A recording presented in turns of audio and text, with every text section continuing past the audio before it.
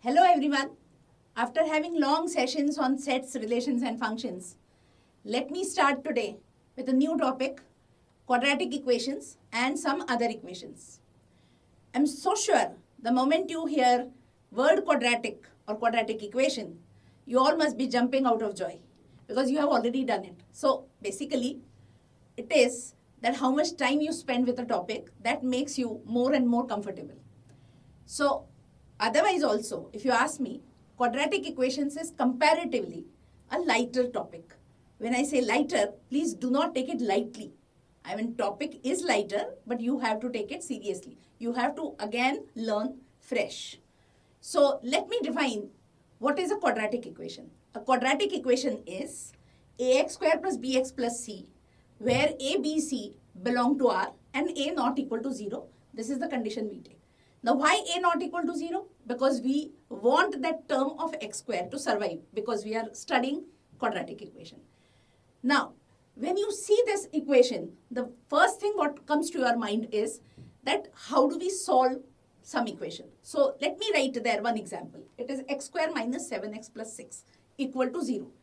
Most of the time question could be find values of x that satisfy the equation, or it could be of the form solve equation, or it could be of the form find the roots of the quadratic equation.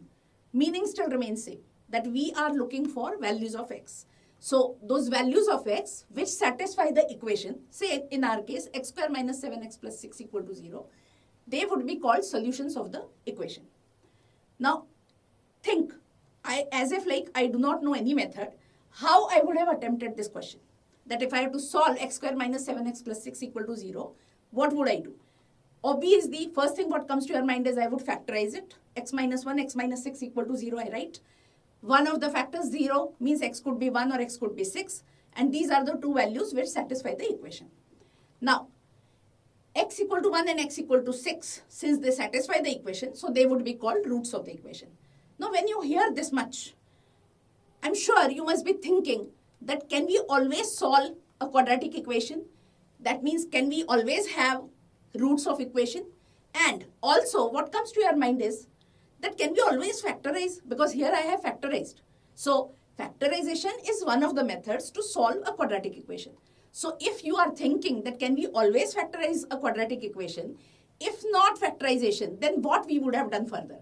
Perhaps we would have tried in some different manner. That I start with ax square plus bx plus c equal to 0 and I want to find roots of this equation. Then I would take common a from those first two terms, x square plus b upon a times x plus c equal to 0, and then I add minus c on both sides, and that leads to that a into x square plus b upon a into x equal to minus c. Now my aim is clear to you, I guess, that when I am writing a term of x square and a term of x, what should be in my mind? That you should know how to make a perfect square, which you have already done in your previous classes. So I make a perfect square there, and then I divide by a, and I get x plus b upon 2a whole square equal to minus c by a plus b square upon 4a square. Now right hand side you can simplify, and that would lead to, after taking square root, x equal to minus b plus minus under root b square minus 4ac upon 2a.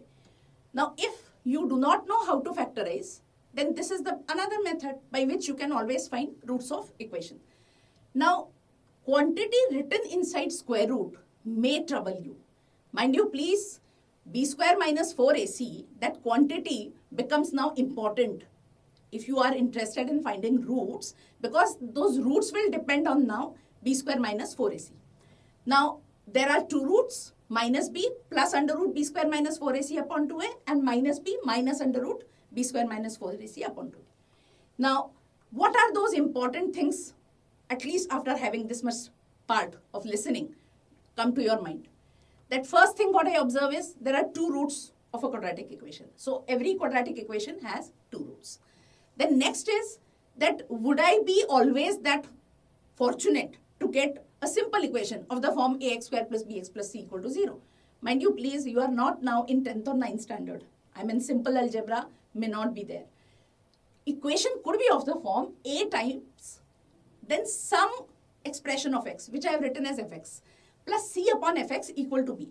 Now in the given form, it is not a quadratic equation. You will have to make some substitution. You can write, say, fx equal to t, and then simplify and arrive at at square minus bt plus c equal to 0, which is a quadratic equation. So you can solve for t, and then lastly, replace that t for fx, and from there, if you wish, you can further proceed to get x, because question would be regarding finding x.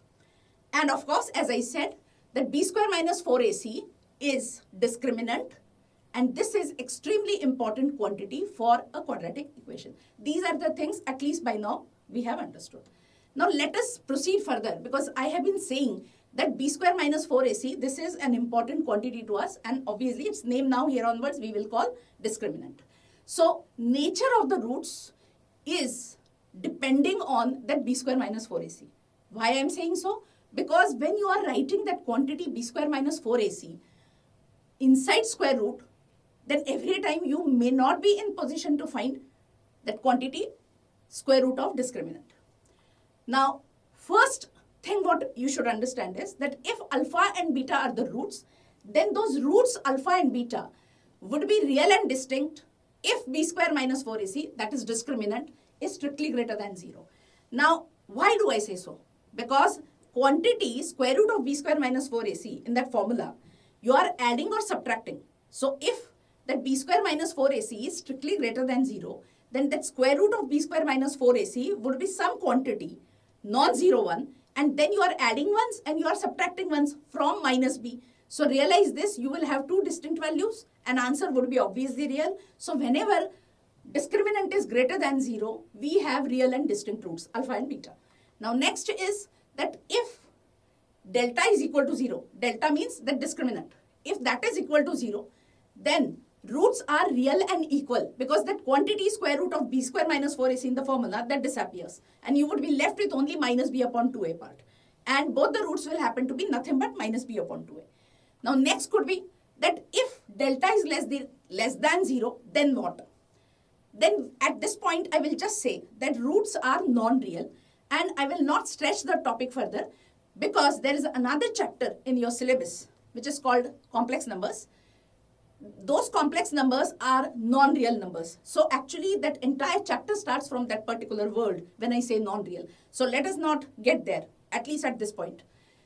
Right now, I will just mention this much, that if delta is less than 0, then roots are non-real. And one more thing you can observe, if the discriminant happens to be a perfect square, then that square root will finish that perfect square. And then you will have two rational and unequal roots. Now these are the 4 things which you have to remember, especially from point of view of solving multiple choice questions. You will have to remember these. I think this is enough for this session. When we meet next time, again, something more in quadratic equation we'll get. Till then, stay tuned. Thank you.